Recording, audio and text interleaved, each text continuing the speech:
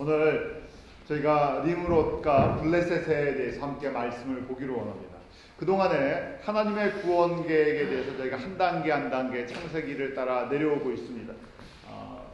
그런데 갑자기 림롯이랑 그 블레셋이란 그 사람들의 이름이 나오기 시작하죠. 잠깐 저희가 그동안 다시 보았던 것들을 정리하죠.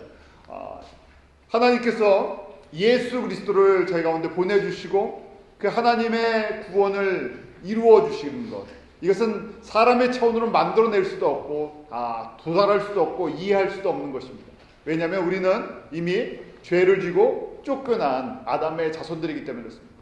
죄를 지은 사람이 죄의 값을 다 갚을 수가 없고요, 이미 하나님의 나라에서 쫓겨난 저희가 다시 하나님의 나라로 들어갈 수 있는 방법은 없습니다. 그러기에 성경 전체는 하나님의 구원 계획을 말씀해 주시는 거고, 다시 이것은요 우리의 인류 전체를 통해서 주시는 메시지 똑같습니다. 하나님이 우리를 창조하셨다면, 하나님께서 우리를 구원하기 원하신다면 인류의 역사는 바로 하나님의 구원을 이루어 나가는 역사로 쓰여져 나간다는 것입니다. 이것이 하나님 차원의 역사관이고요, 하나님께서 세상을 보는 관점입니다.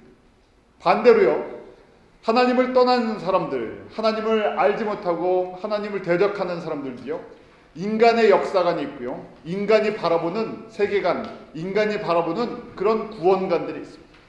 그것이 부닥치는 것이 바로 종교 간의 갈등이요, 우리 인생의 또한 갈등입니다.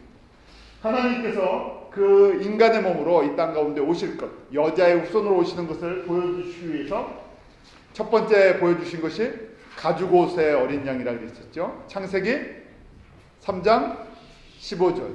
그 다음에 아벨의 제사를 보여주셨고요, 그리고 아담 족보의 이름을 통해서 슬픔과 죽을 수밖에 없는 저희들에게 생명을 허락해 주실 걸 말씀해 주시고, 그리고 노아의 방주의 사건을, 홍수의 사건을 통해서 구체적으로 어떻게 하나님의 심판 가운데 건져내실 건지, 믿음의 사람들, 그 구원의 메시지를, 이 하나님의 구원의 메시지를 듣고 순종하는 사람들에게 하나님께서 구원을 베풀어 주실 걸 보여주십니다. 이렇게 홍수 이후에 이제 노아의 자녀들을 통해서 민족들이 흩어져 나가기 시작합니다.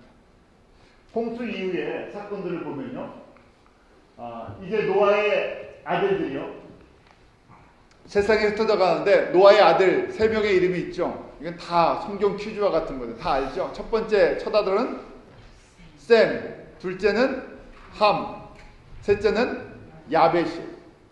터키 아라랏산에 방주가 올라섰을 때 그곳을 중심으로 해서 이 세 아들들이, 그 세 아들들의 자녀들이 흩어져 나가는 것입니다. 오늘 창세기 10장은 이렇게 셈과 함과 야벳의 자녀들이 터키와 중동과 아프리카, 유럽과 아시아 지역으로 흩어져 가면서 살아가는 그런 내용들을 담고 있습니다. 참고로요, 여기에 나오는 그 아들들의 이름들이 다 합치면 한 70여 명 됩니다. 그래서 여기서 70여 부족, 민족들이 생겼다고 언어학자랑 역사학자들이 이야기를 하는 것입니다. 기억하십시오. 이 셈과 함과 야벳의 자녀들이 몇 명이었다고요? 70명이 흩어져서요 살아가기 시작했습니다. 조금 전에 헷갈리지만요, 족보를 잘 이해하셔야 돼요. 자, 함의 아들들의 이름이 나오는데요, 함의 아들이, 노아의 두 번째 아들 함이에요. 아프리카와 중동에 살았는데 주로 함의 아들들 4명의 이름이 나오는데, 첫 번째가 10장 6절 한번 다시 볼까요? 10장 6절 시작. 함의 아들은 구스와 미스라임과 붓과 가나안이요. 첫 번째 아들이 누구라고요? 구스는 지금의 이디오피아 지역에 흩어져 살기 시작했어요. 그래서 이디오피아 지역과 북아프리카의 조상이다 라고 이야기합니다. 또 두 번째 아들은요, 미스라임이라고 되어 있죠. 미스라임은 지금의 애굽, 이집트 지역에 살기 시작해서 이집트 지역의 조상이다 하는 것이죠. 세 번째 아들은 누구라고요? 붓인데, 붓이 살던 지역이 리비아 지역이에요. 지금의 리비아. 리비아 지역의 조상이 되었다 하는 것입니다. 네 번째 아들이 잘 아는 가나안이에요. 가나안. 그 가나안의 네 번째 아들 가나안에게 또 11명의 아들들이 있었는데요. 그 11명의 아들이 11족속을 가나안 지역에 이루면서 살았어요. 자, 여기 여러 가지 질문들을 할 수 있습니다. 그러면 구스가 이디오피아의 조상인데 블랙입니까? 뭐 흑인입니까? 그는 저도 정확하게 이야기를 할 수가 없습니다. 왜냐하면 그 지역에 살았다고 그 사람이 흑인이냐 아니냐는 저희가 알 수 없어요. 그래서 저희가 일반적으로 흑인들은요 구스를 자기의 조상으로 생각합니다. 흑인 교회에 이제 가게 되면요 성경적으로 봤을 때 자신은 쿠샤이트라고 얘기하는데 흑인들은 이 구스의 후손들이다 고 자신들은 그렇게 생각을 하고 있어요. 성경적으로 그 지역에 살았기 때문에 그렇습니다. 그런데 저희가 피부적으로 인종적으로 이걸 다 나누려면요 뭐 이제 여러 가지 이야기가 나올 수가 있기 때문에 여기에 대해서 성경은 더 이상 언급을 하지 않고 이 자녀들이 그렇게 흩어져서 지역의 민족들을 이루어 나가면서 살고 있다는 것입니다. 또 이런 질문을 할 수 있어요. 그럼 지금 리비아에 살고 있는 사람들은 다 어디라고요? 붓의 직계 자손입니까? 그럴 수도 있고 아닐 수도 있어요. 왜냐하면 이것은요 지금부터 3000년 전의 성경의 역사를 이야기하기 때문에 그 중에 사라진 민족들이 있어요. 이렇게 얘기할 수 있잖아요.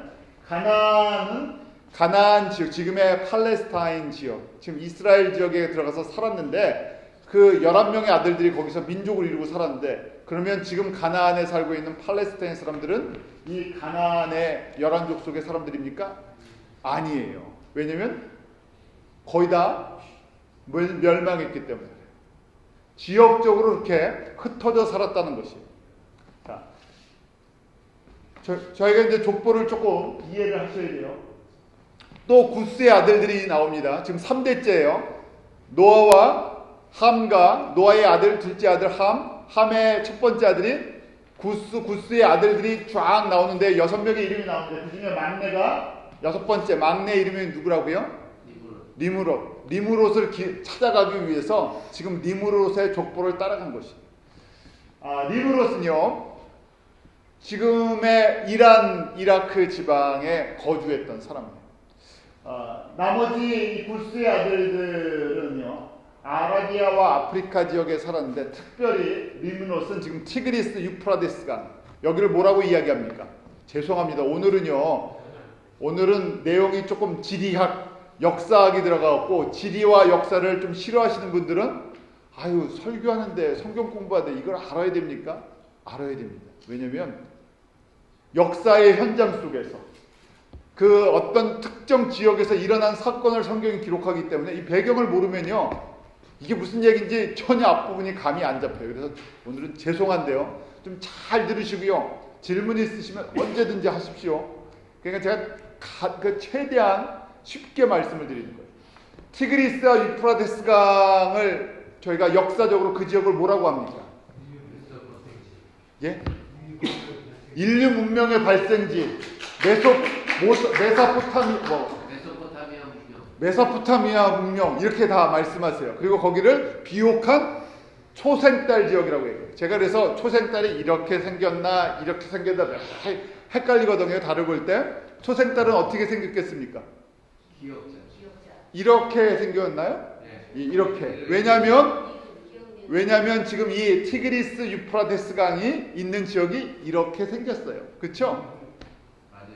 그러기 때문에 저희가 그 강을 기억하는 거예요. 지금 이 티그리스 유프라테스 강이 저희가 옛날 성경 그림하면 뱀의 혀 같이요. 이 지금 페르시아만에서요.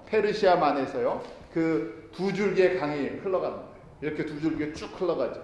비옥한 땅이었기 때문에 사람들이 일찍 정착했고요. 비옥한 땅을 점령한 사람들이 그 당시에 가장 강력한 제국을 이루고 있어요. 그래서 이 땅을 누가 지고 있느냐가 아라비아 전체에 영향력을 주는 패권 국가예요. 자, 패권 국가에 대한 이야기를 하려고 합니다. 족보가 이제 보이시죠? 노아가 누굴 낳았다고요? 셈 야벳을 낳았는데 함이 구스 미스라임 가나안을 낳았는데요. 저희가 오늘은 구스의 아들인 막내 아들 니므롯을 갖다 보려고 하는 것입니다. 나중에 또 볼 거예요. 미스라임도 잘 기억하십시오. 미스라임 둘째 아들이요. 둘째 아들 속에서 누가 태어났냐면요. 오늘 제목이 뭡니까? 블레셋 사람들, 팔레스타인 사람들이죠. 그 팔레스타인 사람은 미스라임의 이 6번째 아들에서 태어나요. 그러니까 오늘은 부스와 미스라임, 그 다음에 림롯을 잘 보는 겁니다. 자, 림롯은 어떤 사람이었나 하면요, 성경이 이렇게 기록이 되어 있어요. 처음 영벌이다, 힘이 센 사냥꾼이다 하는데, 림롯이라는 이름의 뜻은요, 뭐라고 되어 있습니까? 림롯의 뜻은요, 우리가 반약하자. 한번 무슨 얘기입니까? 좀 우리 세속적인 얘기로는요, 우리 말로 하면요, 한번 뒤엎자, 구테타 일으키자, 한번 붙어보자, 그런 거예요. 굉장히 반항적이고요. 또 좋게 얘기하면 굉장히 적극적 지적인 사람이에요. 그렇게 성격이 이렇게 그런 성격이고 그렇게 키워졌어요. 왜냐하면 하나님께서 이 사람을 필요로 하셨어요. 하나님이 노아 같은 의인도 필요하시고요. 또 반대로요, 림롯 같은 사람이 이 세상에 퍼져나갈 것을 아시고, 대표적으로 림롯을 한 사람 딱 보여주는 거예요. 굉장히 반항적이고요, 적극적이고. 우리 아시아에도 이런 사람 하나가 있어요. 이 아시아에도 굉장히 진취적이고 반항적이고 아주 뭡니까? 천투적인, 대표적으로요. 누구를 생각하십니까? 딱 그러면 징기스칸. 딱 징기스칸 캐릭터예요.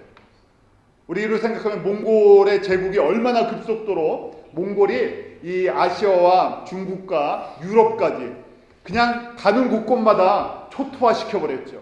그 스피릿이, 그 성격, 그 캐릭터가 바로 림롯이. 그러면 세계 제국을 일으키는 사람들의 그 성품이나 그 성향을 보면 누가 원조라고요? 림롯이 원조예요. 하나님이 그렇게 세상을 그 세상은 이런 사람들이 끌고 나가는 것처럼 보인다는 것을 성경을 통해서 딱 노아의 자손들 중에서 림롯 하나를 갖다 택했어요. 보여주시는 것입니다. 그에 대한 설명이요, 창세기 10장 8절에 보면 세상의 영걸이다, mighty warrior, 얼마나 싸움을 잘하는 사람이에요. 붙었다 하면 이겨요. 그러니까 누가 많이 따르겠습니까? 뒤에 조폭으로 얘기하면 뒤에 이 똘마이들이 많이 쫓아갈 거고요. 왕으로 얘기하면요, 용맹한 장수들이요 따라다녀요. 그러니까요, 빠른 속도로 지금의 페르시아 지역, 우리 이 이라크 지역에 제국을 만들기 시작했어요. 그 당시 사람들은 제국이라는 개념이 없었죠. 부족국가, 민족, 이렇게 조금 이렇게 씨족국 같죠. 마을을 이루고 살고 있었는데, 이 사람은요, 거대한 힘을 갖다가 모았습니다. 그리고요, 나라라는 것을 본격적으로 만들고요. 나라를 세웠으니까요, 수도도 정하고요. 그 수도가 바벨론, 지금 그 이라크의 바그다드 지역 근처에다가 딱 세워놓고요. 힘이 있으니까 힘을 과시하죠. 대도시를 만듭니다. 성을 쌓고요. 그리고 그 유명한 바벨탑을 쌓았던 사람. 또 뭐라고 되어 있냐면요, 창세기 10장 9절에는 힘이 센 사냥꾼이다. 보면 마이리 헌터라고 되어 있죠. 사냥이라는 것은요, 그냥 동물을 잘 잡는다는 얘기도 되고요. 동시에 싸움도 잘하고요. 그 다음에 사람들을 먹여 살릴 수 있는 능력이 있다는 거예요. 그 당시에는 주로 이 중동 지역, 지금 아라비아 지역이니까 주로 목축업이나 사냥으로 먹여 살리는 거잖아요. 내가 사냥을 잘한다는 얘기는 내가 가족을 거느릴 수 있는 능력이 있다는 거예요. 힘줄 수 있다는 거예요. 사람들한테 보여준다는 거예요. 능력이 있다는 것입니다. 자신을 따르는 백성들이나 민족들에게 능력을 보여주는 거예요. 나를 따르면 확실하게 잘 살 수 있게 해주겠다는 거예요. 그리고 그렇게 영향력을 퍼뜨려 나가는 것입니다. 그러니까 정치적으로나 경제적으로나 군사적으로 최고의 권세를 갖는 아주 막강한 영웅과 같은 존재가 되어버렸어요. 이 사람을 중심으로 바로 바벨론 제국이라는 고대 바벨론 제국, 문명을 이루어 나가면서요, 영향력을 펼쳐나가요.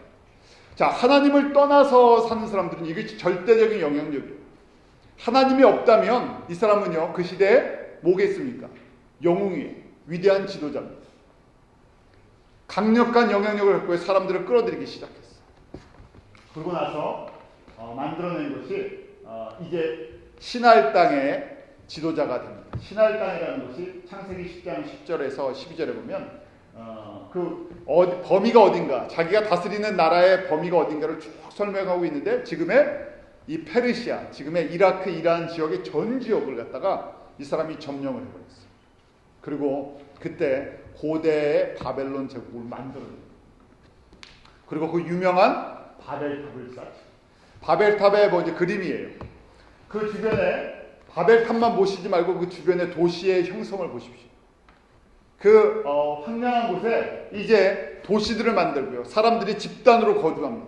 영향력을 만들어내죠. 저 바벨탑을 쌓으면서요, 이름을 이제 바벨이라고 졌습니다. 왜 바벨이라고 졌냐면 그 이름이 뭐라고 되어 있습니까? 뜻이요. 바벨의 뜻은 하나님을 만나는 입구, 하나님께 들어가는 입구라는 것이. 영어로 보니까 the gateway to God, 하나님께 이르는 길이라, 하나님께 이르는 문이다 하는 얘기. 자, 얼마든지 생각할 수 있어요. 우리가 이제 힘이 뭉쳐졌고, 그 당시는 언어가 하나였습니다.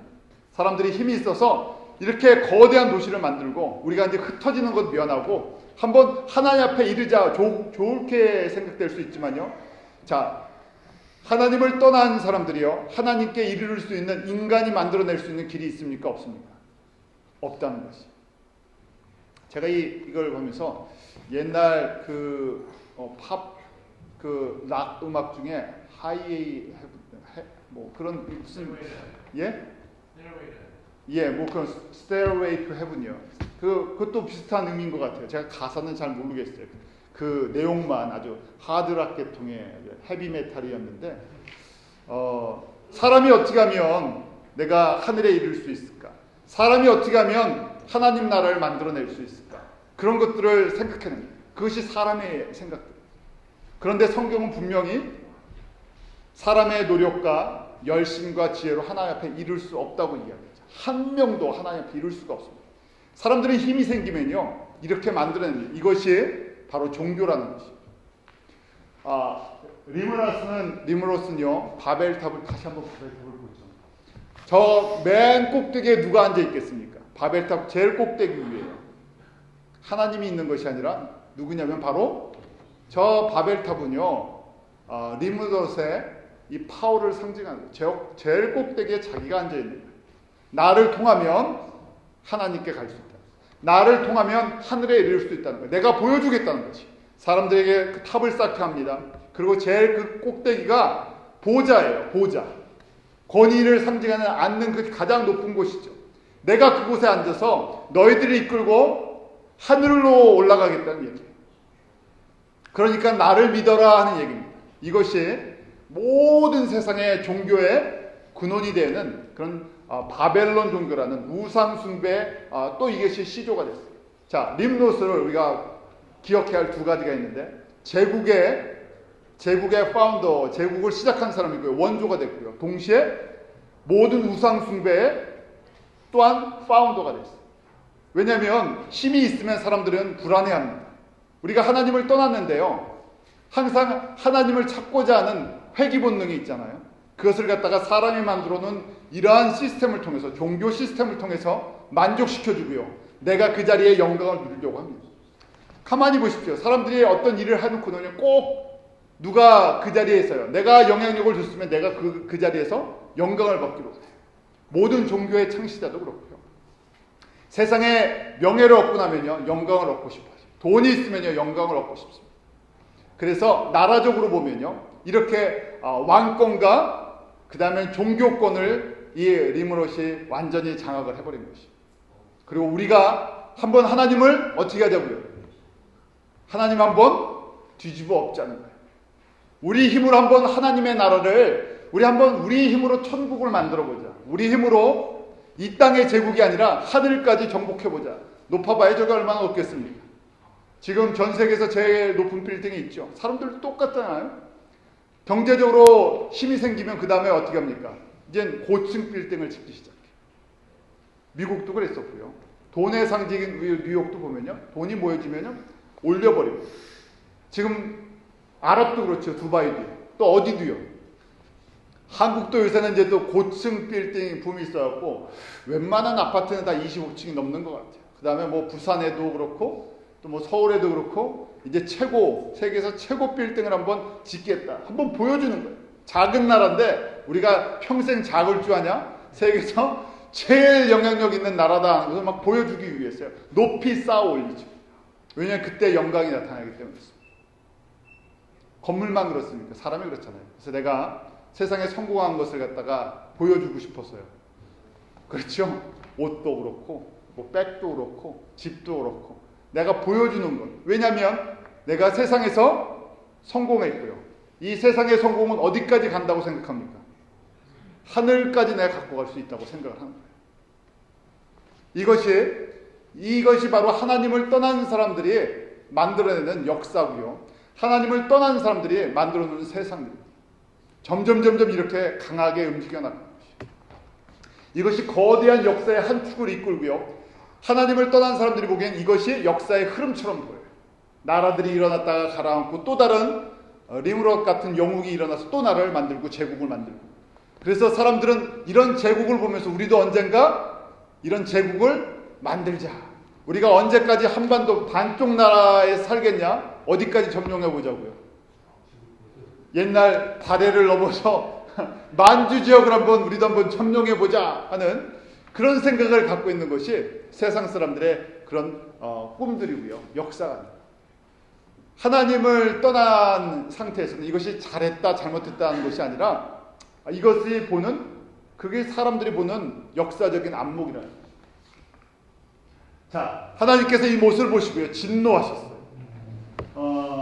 창세기 11장 6절과 7절 말씀 한번 우리 같이 읽어볼까요? 창세기 11장 6절 7절입니다. 시작. 여호와께서 가라사대 이 무리가 한 족속이요 언어도 하나이므로 이같이 시작하였으니 이후로는 그 경영하는 일을 금지할 수 없으리로다. 자, 우리가 내려가서 거기서 그들의 언어를 혼잡 깨어 그들로 서로 알아듣지 못하게 하자 하시고. 말이 하나고 사람들이 이 하나로 뭉쳐지는 힘이 있어갖고 결국 하나님을 대적하는 거대한 리더가 나와서 하나님 없이 내가 이 땅에 천국을 만들어 보겠다. 우리 하나님 없이도 잘 살 수 있다는 걸 한번 보여주겠다 하니까요. 만약에 이대로 계속 가면 끊임없이 이런 문제가 더 심각하게 일어나기 때문에 하나님께서 어떻게 하셨다고요? 흩으시고요. 언어를 다 갈라버리셨다는 거예요. 갑자기 어떻게 됩니까? 민족끼리 전에는 형제들이었는데 말이 갑자기 바뀌었다는 거예요. 말 한번 생각해 보십시오. 이게 어떻게 일어나? 하나님이시니까 하실 수 있죠. 창세기의 내용은요, 우리가 보면은 다 초자연적인 것처럼 보입니다. 그런데 지금을 보면 그것이 가능하죠. 우리가 산 하나만 넘어도요, 갑자기 말이 바뀝니다. 미얀마만 가보아도요, 같은 부족이라도 산 하나가 넘어가면 언어가 바뀌어버리죠. 이렇게 사람들이 흩어져 살면서요, 이제 뭉치는 힘이 약해졌죠. 근데 지금도 끊임없이 하나님 없이 마지막 때가 되면요, 하나로 뭉치려는 그런 노력들이 움직여집니다. 그것이 하나는 정치 경제적인 거랑 종교적인, 종교적으로도 끊임없이 사람들은 뭉치려고 해요. 하나가 되려고 해요. 그 대표적인 것이 종교다운주의를 통해서 뭐 WCC, 요새 WCC 이야기 많이 나오죠. 한국에서 기독교 세계 기독교 연합회 그 총회를 하려고 하는데, 그 WCC는 기독교라는 이름을 갖고 있지만 기독교 안에서 모든 종교와 화합하자는 것. 또 한쪽에서는 경제적으로 정치적으로 우리 유럽 연합체 같은, 아니면 북미 연합체 같이 이렇게 연합체를 만드는, 주님 오실 때가 될수록 이런 운동이 더 강해져요. 어떻게 보면 우리가 똑같은 것이죠. 흩어지지 말고 강력한 세계적인 영향력을 끼칠 수 있는 단체와 종교단체나 정치단체를 만들었어요. 이 땅에 평화를, 이 땅에 번영을 한번 누려보자는 것이. 이것은요, 누구의 후손들이라고요? 이렇게 만들어 나간 것이요? 지금 보니까 리므론, 함과 리므롯이 이 땅에 세워나가는 그런 하나님을 떠난 사람들의 역사라는 거예요. 그 후 바벨론의 역사는요, 간단하게 그냥 제가 수천 년의 역사를 한마디로 정리를 하면요, 그 다음에 시간이 흘러서 주전 1760년경에 함무라비라는 대왕이 일어납니다. 그래서 최초의 법전을 만들어내요. 우리 함무라비 법전이라는 것이 있죠. 인류의 법의 근원이다 하는 걸 만들어요. 그리고 또 시간이 흘러가서요. 그 땅의 기원전 1000년경에는 아시리아 제국이 세워집니다. 주인이 바뀌는 거예요. 땅의 주인들이. 똑같은 사람들이 아니라 그 제국을 꿈꾸는 패권과 영향력을, 세계에 영향력을 끼치는 나라를 만들어내는 또 다른 형태의 리므롯이라는 사람들이 나타나서요. 제국을 만들어 나가는 것입니다. 아수르는요, 기원전 626년에 그 갈대아 지역의 나보포라스라는 왕에 의해서 또 멸망을 당합니다. 그리고 나서 신바벨론 제국이 느부갓네살 아시죠? 느부갓네살에 의해서 어디가 멸망당합니까? 갑자기 역사 얘기가 막 나오니까 정신이 없으시죠? 자, 그냥 기원전 626년이면 어디가 멸망할 때가 가까웠습니까?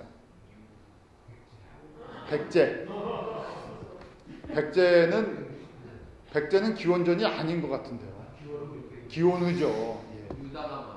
남유다가 586년에 멸망하는데 느부갓네살 왕의 통치에서 멸망을 해요. 자, 제가 일부러 중동 지역만 말씀을 드리는 이유가 있어요. 왜 그렇겠습니까? 하나님께서 중동의 이스라엘과 주변의 나라를 통해서요, 전 세계 역사를 샘플로, 예표로 보여주시기 때문에. 그 다음에 시간이 또 몇천 년 흘러서 얼마 전에 1979년에 사담 후세인이 이라크의 왕이 됐었습니다. 이라크의 대통령이 됐어요. 그러면서 그 사람이 외친 구호가 뭐냐면, 내가 옛 바벨론의 영광을 이 땅 가운데 세우겠다 그래갖고요. 무려 그 후부터 이 바벨론 왕국의 재현을 위해서요, 엄청난 돈과 투자를 해나갑니다. 그래서 자기가 느부갓네살의 후손이다 하고 외치다가 죽었죠. 그것도 성경에 다 나옵니다. 이 하나님께서 이 민족, 이 바벨론을 분명히 멸하실 것을 말씀하세요. 바벨론이라는 것은 존재할 수가 없습니다. 왜냐하면 하나님께서 바벨탑을 무너뜨리고 흩으실 때부터 너희들은 때가 되면 그때까지 놔두지만 이 세상의 제국을 만들어내는 세상의 역사는 한번 꼭 정리하시겠다고 말씀을 하세요. 자, 그 다음 블레셋이에요. 블레셋은 다시 정리를 하죠. 누구의 아들이라고요? 블레셋은 거기 써있죠. 미스라임의 아들이에요. 미스라임은 누구의 아들입니까? 구스랑 미스라임은 어떤 관계입니까? 형제예요. 구스와 미스라임은 누구의 아들들입니까? 함의 아들들이. 그러니까 함의 아들들이 문제가 많습니다. 그러면 왜 함의 아들들이 문제가 많을까? 그 이유가요, 창세기에 나와 있어요. 왜냐하면 노아가 기분이 좋아서 포도주를 마시고 잠을 잘 때 그 아버지의 모습을 보고 조롱을 하였다 한 것이 누구였습니까? 함이었죠. 함과 사실은 또 이제 성경에 이렇게 어떤 분은 그 가나안이 저주를 받는데 함의 아들, 막내 아들 가나안이 할아버지를 성적으로 조롱했다 하는 그런 표현이라는 것이에요. 그래서 함의 자녀들이 다 저주를 받습니다. 그 일로 인해서 저주를 받는데, 함의 아들들 속에서 하나님을 대적하는 세상의 그런 영웅들과 또 하나님을 대적하는 민족들이 나옵니다. 자, 미스라임인데요. 미스라임은 이집트 지역에 살았다고 되어 있습니다. 오늘 14절을 보면 그 중에 가루가 쳐지면서요, 이 미스라임의 아들들 7명이 있는데 누가 나와요? 블레셋이 어디에서 나왔다고요? 가술로힘에서 나왔더라. 미스라임의 여섯 번째 아들이 가술로힘인데, 그 가술로힘의 아들이 블레셋이라는 것이죠. 자, 블레셋에 대해서 저희가 계속 좀 더 보겠습니다. 블레셋은요, 살던 지역이 갑돌이에요. 그래서 갑돌 출신이래요. 뭐 이렇게 생각하시면 돼요. 저는 서울 출신입니다. 제가 서울 살았는데, 그래서 우리가 어디 출신 지역이 있잖아요. 그래서 이 사람들은 가술루임의 자녀들인데, 블레셋은 원래는 갑돌에 살았다는 거예요. 갑돌이 어딘가, 아모스 9장 7절에서는 블레셋 사람을 갑돌에서 하나님이 불러내셨다는 거예요. 그 갑돌이 어딘가, 예레미야 47장 4절에 보면 이는 블레셋 사람을 진멸하시며 두로와 시돈에 남아있는 바 도와줄 때를 다 끊어버리시는 날이 이름이라. 여호와께서 갑돌섬에 남아있는 블레셋 사람을 멸하십니다. 갑돌에서부터 사람들이 이주를 했다는 것이에요. 갑돌이 어딘가 바로 그리스 밑에 그 그레테라는 섬이 있어요. 그리스 밑에 섬에 그레테라는 곳인데 그때부터 거기에 거주하다가 이주를 시작했는데 오래전이에요. 기원전 2000년경 아브라함 때도요. 이집트와 가나안에 들어와서 살기 시작했어요. 저희로 얘기하면 어떤 민족이냐면요. 해적들 같이 살았어요. 바다민족, 씨피플이라고 되는데 굉장히 용맹합니다. 우리 한국에는 옛날 왜구라 그랬었죠. 일본 사람들이 바닷가에 들어와서 어떻게든지 뭐 뺏고 약탈하고 살고 똑같은 거예요. 그 바이킹족 같이.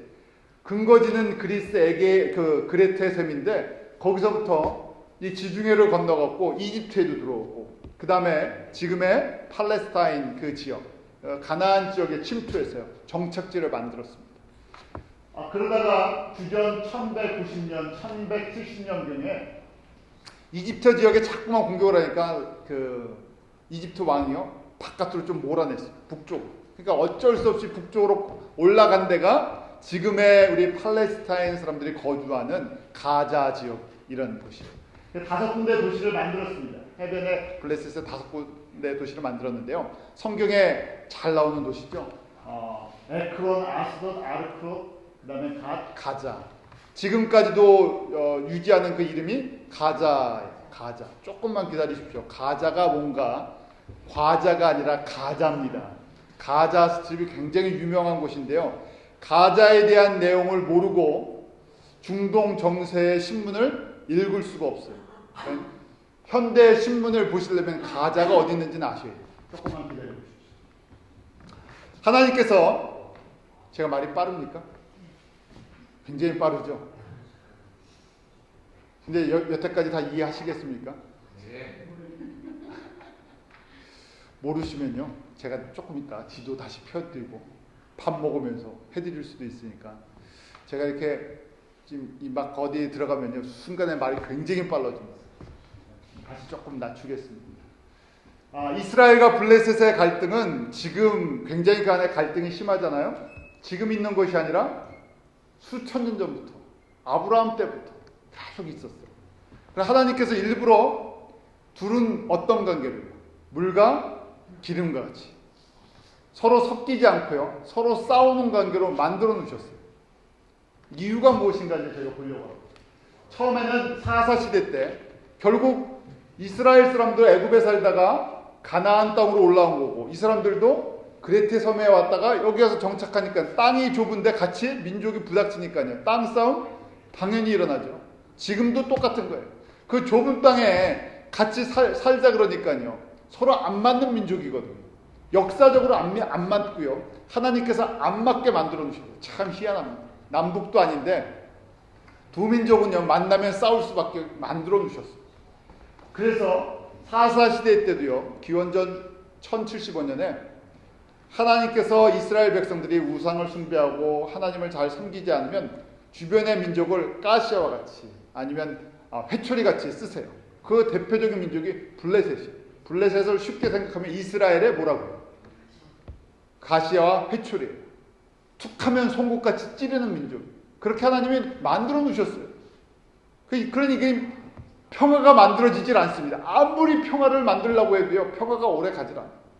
이스라엘 백성들이 하나님을 떠나고 우상 숭배를 하니까 블레셋이 공격을 해서 40년 동안 사사시대 때 그 밑에서 다 물건 빼앗기고 농사진 거 빼앗기며 그 밑에 살게 했어요. 그러니까 어떻게 하겠어요? 너무 괴로우니까 하나님 앞에 잘못했다고 회개하고요. 좀 우리를 도와주세요 할 때 나타난 유명한 사람이 사사시대인데요. 삼손이죠. 삼손 기억하시죠? 그 엄청난 힘을 갖고 있는 그 삼손이 딱 등장을 한 거예요. 하나님께서 그 순간에 위기를 넘어가게 하셨습니다. 두 민족은요. 같은 지역에 살면서 그렇게 항상 어디가 강하느냐에 따라서 왔다 갔다 싸웠었어요. 그때부터 사사시대부터 전쟁이 있었는데 그 다음에 사울 때도 다윗 때도 다윗이 유명해지는 그 사건이 있죠. 다윗과 골리앗. 그때 그 골리앗이 어디 출신 장수냐면요, 블레셋 장수. 이렇게 계속 싸우면서요. 지금까지 이렇게 이어졌어요. 그래서 이스라엘이 1948년에 몇 년에 독립을 합니까? 독립을 했어요. 그런데 1948년에 독립할 때 그 지역에 아무도 안 살았던 것이 아니라 지금의 팔레스타인 사람들이 살고 있었던 거예요. 정치를 잘한 것처럼 보이죠. 그래서 땅을 얻었어요. 옛날 땅 2000년 만에 회복했는데 그 땅에 이미 팔레스타인 사람들이 살고 있죠. 거기 들어가서 나라를 선포합니다. 여기 우리나라야 하고 2000년 만에 나라를 지배해서 쫓겨나지. 저희가 그러잖아요. 세상법도 이게 내 땅이라고 그러지만 여기서 한 100년 동안 딴 사람이 살고 있으면요, 그럼 이거 내 땅이라고 말도 못 하잖아요. 그렇죠? 근데 2000년을 갖다가 다른 민족이 다 살고 있는데 갑자기 나타나갖고 여기 내 땅이야 그러니까요. 그때부터 싸움이 시작됩니다. 그래서 지금까지 계속해서 싸우는데 그 대표적인 단체가 피에로라는 거예요. 팔레스타인 리버레이션 오거니제이션이겠죠. 팔레스타인의 독립을 위한 단체인데 그 유명한 아라파트라는 그 대표가 있었어요. 그 사람이랑 계속해서 테러를 일으키면서 싸우니까 라빈 수상이라는 사람이, 그 사람들 다 옛날에 다 이 이스라엘 장군들 아니에요. 전쟁을 했던 사람들인데 더 이상 안 되겠다. 우리 이렇게 싸우면 두 민족 다 죽어버리겠다 그래갖고 1993년에 둘이서 오슬로 평화조약을 맺었어요. 내가 너희들의 이스라엘 입장에서는 너희들 자치 가버먼트를 인정해주고 허락해주겠다. 그 다음에 더 이상 테러하지 말라 그래갖고 얘기가 잘 돼서요. 94년에 PA를 팔레스타인 내셔널 어토리티라는 이 자치정부가 생겼어요. 그러면서요, 이제 평화적으로 좀 해결이 되나 그랬더니 그냥 사건만 말씀드릴게요. 94년에 미국 유태인인데요, 이 사람이 열받았어요. 우리는 누구랑 평화를 이룰 수 없다고요. 팔레스타인 사람들이랑 평화를 이룰 수 없다. 둘 중에 하나는 죽어야 된다 그래갖고 미국 사람이었는데, 미국 유태인인데 그 모슬렘 이 사원에 갔어요. 회교 사원에 가서 저기 가자 지역에 있는 그래갖고 29명을 죽여버렸어요. 그러니까 또 그 다음에 95년도에 라빈 수상이요, 또 극우파 이스라엘 사람 중에서요, 평화 조약이 있을 수 없다고 생각하는 아주 극보수적인 유대인들이 있는데 그 중에 한 사람이 수상을 죽여버렸어요. 자기 편을. 이러면서 혼돈이 갔는데요. 그러다가 2006년도입니다. 2006년도에 이 팔레스타인 사람들이 총선을 해서 총리를 뽑아야 되는데, 총리를 뽑는데 누가 뽑혔냐면요, 하마스라는 테러 조직의 그 대표가, 하마스라는 테러 조직, 항상 테러를 일으키는 그 조직의 대표가 총리가 돼버린 거예요. 그럼 어떻게 되겠습니까? 한쪽엔 평화주의자가 있고 한쪽에는 폭력주의자가 있었고요. 이 팔레스타인이 두 쪽으로 갈라져 버렸어요. 그러니까 지금까지 왔는데, 원래는 2012년 5월에 이 통합운동을 하고 이스라엘 사람들이랑 맺은 평화조약을 이행을 하려고 하고 있는데 잘 될 것 같지는 않습니다. 이것이 이제 지금 모습이에요. 자, 저 가자라는 지역이 하마스 지역이고요. 이 웨스트뱅크가 파타라는 이 온건주의 사람들이 다스리는 지역으로 이렇게 갈라져 있어요. 전체는 어느 나라인데요? 이스라엘 안에요. 두 파가, 팔레스타인 두 파가 살고 있는 거예요. 하나님께서 이스라엘 사람들이 얼마나 전쟁을 잘합니까? 다 죽여버리고요, 싹 털어버리면 상대가 안 되잖아요, 이스라엘의 힘이. 근데 하나님께서 이 부분을 항상 이렇게 놔두세요. 다윗 때도 마찬가지입니다. 다윗이 얼마든지 블레셋을 다 이길 수 있을 것처럼 보이는데 블레셋을 없애질 못해요. 이렇게 남겨놓으세요. 그래서 무슨 역할을 한다고요? 송곳 역할, 가시 역할, 그 다음에 이 바늘 역할을 찌르게 만들어놨어요. 지금도 계속 찌르잖아요. 이유가 있습니다. 결론입니다. 왜 하나님께서 니므롯 같은 이 세계 제국을 그대로 놔두시는지, 또 이스라엘 주변에 이런 나라들을 놔두시는지. 첫 번째 이유는요, 뭐라고 되어 있습니까? 훈련의 도구들이라는 것이에요. 사람들은요, 이런 훈련에 하나님께서 징계와 채초리와 그런 걸 찔러주는 거에 없으면 누구를 더 사랑합니까? 니므롯이 영웅이에요. 하나님의 사람들인데요, 이스라엘 사람들의 역사를 보면 어느 나라를 만들고 싶냐? 하나님의 나라를 만들고 싶냐? 아니면 뭘 만들고 싶어요. 제국을 만들고 싶어요. 페르시아나 아수르나 로마나 이런 나라를 만들고 싶죠. 저희도 마찬가지예요. 저희한테 이제 적용을 합니다. 하나님께서 우리에게 가끔씩 이렇게 환경을 통해서 또 생활을 통해서 어려움을 주시고 훈련을 시켜주시지 않으면 우리도요, 예수를 믿는다 그러는데 누구를 닮아가기를 싶어요? 세상을 닮아가고 싶고요. 세상에서 성공하고 싶어요. 솔직하게요. 하나님의 존재가 희미하면 희미할수록 우리가 세우고 싶은 것은요, 림롯이요. 림롯이 생기는 바벨론 제국이 우리한테는 훨씬 더 어트랙티브해요. 세상에서 영향력 있는 사람 되고 싶고요. 세상에서 높아지고 싶고요. 세상에 한번 이름을 한번 멋지게 내보자. 예수를 믿어도 누구의 힘으로? 예수의 힘으로 한번 세상에 내 이름 좀 한번 내보자. 그런 거예요. 바벨탑 쌓고요. 그 위에 누가 올라간다고요? 내가 한번 올라가 보자. 사람들이 그렇습니다. 교회도 세우고 또 주님도 섬긴다고 하면서요. 교회를 통해서 예수의 영광만이 탁 나타나야 되는데 교회를 부흥시키고 성장시키고 하는데 누구 이름이 나타나고 싶어하는 그 안에 동기가 깔려 있습니다. 목사 이름이 한번. 그러니까 그러잖아요. 저 어느 교회 다니십니까? 그러면 그냥 교회 얘기만 하면 되는데 거기 꼭 누가 붙어요? 목사님 이름이 붙어요. 아니, 목사님이 교회 주인입니까? 그러니까 큰 교회 목사님이 되면 마치 그 영광을 누가 받아요? 목사님이 제일 많이 받는 것처럼 쫙 떠오릅니다. 우리 가운데 있는 인간적인 마음이에요. 누구나 다 하나님을 진짜로 사랑하지 않으면, 하나님을 전심으로 사랑하지 않으면 누구나 마지막 순간에는 내가 그 자리에 서고 싶어요. 교회에서 상처받을 때도 그렇죠. 내가 열심히 봉사했는데 내 이름이 나를 안 알아주면 어떻게 합니까? 그러면 이제 떠나죠. 이 부셔버려요.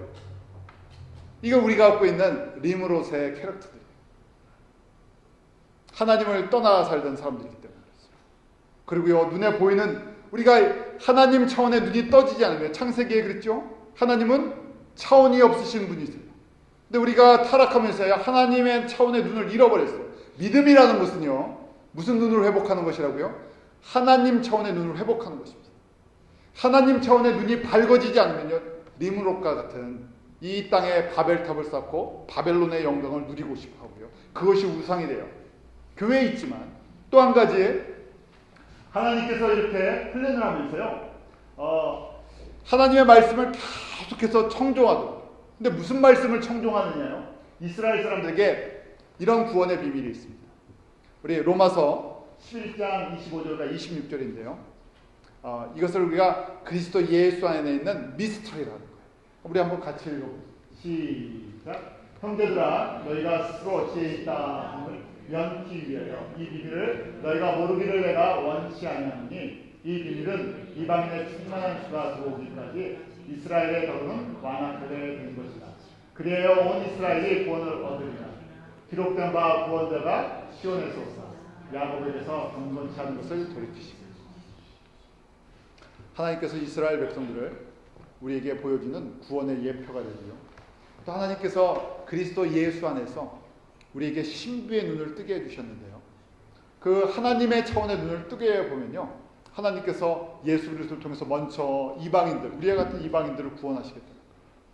이스라엘 사람들은요, 이렇게 블레셋과 계속 블레셋이 찔러가는데요. 왜 그러냐면요, 이스라엘 사람들은 뭘 못 보니까요. 예수님을 보지 못하고요. 예수님을 보지 못하니까 계속 옆에서 찔러주는 거예요. 왜 찔러줍니까? 예수님께 돌아오는 거예요. 그래서 이스라엘 사람들이 계속 찔림을 받다가요, 예수님이 이 땅 가운데 다시 오실 때, 7년 혼란이 있을 때 너무너무 찔림을 많이 받거든요. 그때 회개하고 돌이키게 하셔서 돌아오게 하신다는 것이죠. 이것이 하나님의 구원의 계획인데요. 저에게 주시는 메시지가 그렇습니다. 저희도요, 하나님께서 여러 가지 방법으로 찔러주십니다. 말씀으로 찔러주실 때도 있고, 환경으로 찔러주실 때도 있고, 사람으로 찔러주실 때도 있고, 우리 가운데 찔림이 오면요, 사람들이 다 아파서요, 이 고통 자체를 고통에서만 벗어나게 해주십시오. 아픔에서만 벗어나게 해주십시오. 그러는데 하나님이 원하시는 것은 무슨 목적이 뭐라고요? 우리의 눈이 떠져서요. 모든 역사가 내 개인의 삶이 하나님께서 이 예수 그리스도를 통한 하나님의 구원에 우리를 초청하시는 것, 초청하는 초청장이라는 것이. 그러니까 찔림이 올 때마다 그럼 뭐라고 해야 되겠습니까? 감사합니다.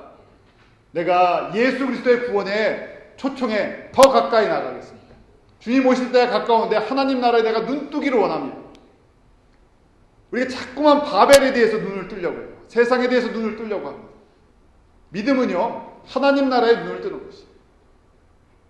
예수 그리스도를 통해서 이루시는 완전한 하나님의 구원을 저희가 바라보면요, 세상의 것은 다 무너지고 없어질 거라고 분명히 말씀을 하시는데도 그걸 내려놓고요, 오직 역사의 주인이, 역사의 흐름이 예수 그리스도를 통해서 이 구원의 완성으로 흘러가는데, 특별히 저희가 지금 2012년에 살고 있는데요, 주님 오실 때가 가까웠다. 다른 얘기로 하면요, 사람들이 쌓고 있는 이 바벨은요 곧 무너질 때가 가까웠다는 거예요. 하나님께서 지진을 통해서도 한번 흔들어 주시고, 경기를 통해서도 한번 흔들어 주시고, 좀 죄송한 표현이지만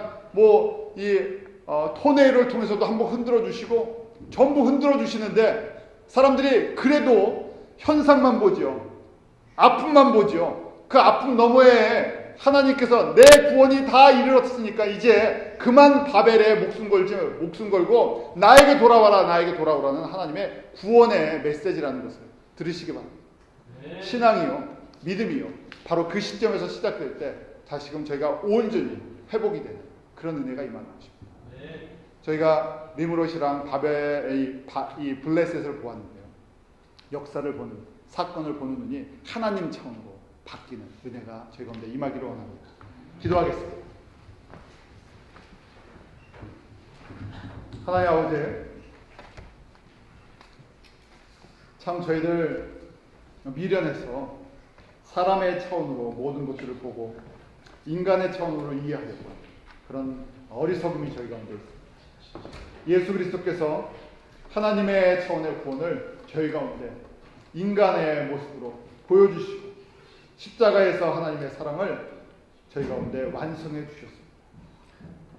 구원을 이루신 예수 그리스도를 저희가 날마다 바라보게 하시고, 우리가 이 땅에 나의 영광을 위해서 바벨을 쌓아가는 사람들이 아니라 하나님의 영광을 위해서, 하나님의 나라를 위해서 우리의 삶을 드리며 주님과 동행하는 그런 복된 인생이 되게 하시고, 주님 오실 때가 가까웠을 때 저희 노아와 같은 믿음 허락하시고 에녹과 같은 믿음 허락하여 주셔서 주님과 동행하는 복을 누리게 하여 주시옵소서.